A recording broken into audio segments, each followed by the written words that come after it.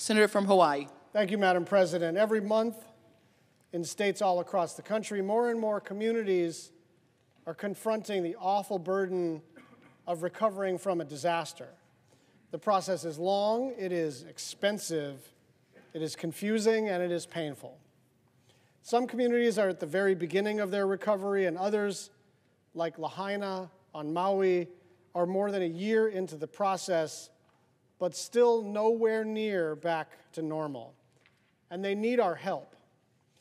It has now been more than 15 months since the ferocious fires leveled Lahaina in August of last year, destroying 2,200 structures, most of them homes, and displacing more than 12,000 people.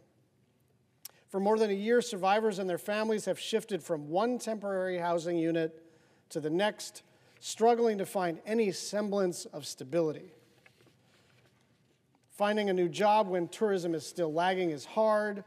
Rebuilding small businesses without access to capital and a robust workforce is hard. Catching up children on lost time in school is hard. Helping loved ones cope with their grief and trauma is hard. And even after enduring months of uncertainty and persistent hardship, survivors have little assurance that the road ahead will be any easier.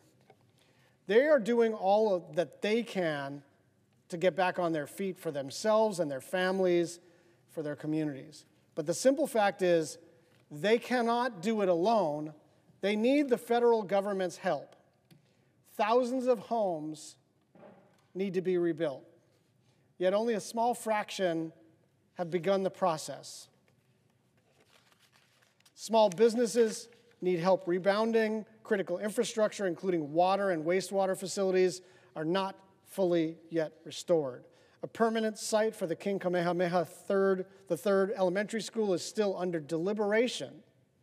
The needs are great and they are many, and as resilient as the people of Lahaina have been thus far, they cannot and should not bear this burden alone. While a strong federal response to the fires has helped to complete the cleanup process ahead of schedule, much more help and a different kind of help will be needed in this next phase of recovery. As cleanup gives way to rebuilding, survivors will need significant financial assistance over a period of months and years. Building a home, building a store, building a community takes time and it takes resources. These things don't magically appear overnight, nor do they happen without enormous federal investments, which is why it is essential that Congress, as a part of any forthcoming disaster aid package, includes flexible long-term assistance in the form of Community Development Block Grant disaster recovery funding. Short-term assistance to respond to the immediate aftermath of a horrific disaster is vital. But that isn't enough. It's not enough to clean up the wreckage and say, the rest is on you. The rest is on you. The federal government's responsibility to help survivors does not end when the streets are clear. Walking away halfway through the process, leaving exhausted survivors high and dry with no one to turn to, is not an acceptable or successful outcome.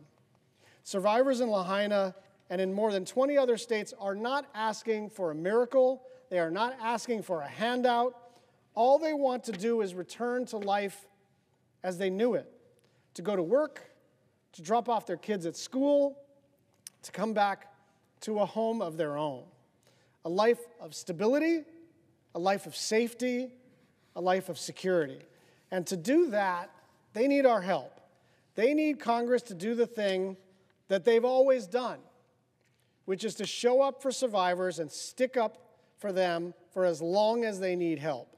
It is my understanding that the administration will in the coming days submit to Congress an updated request of disaster needs. And I want to be very, very clear. We cannot, we must not leave town for the holidays next month without passing the long-term relief that survivors across the country need and deserve. This is not optional. We have to get this done.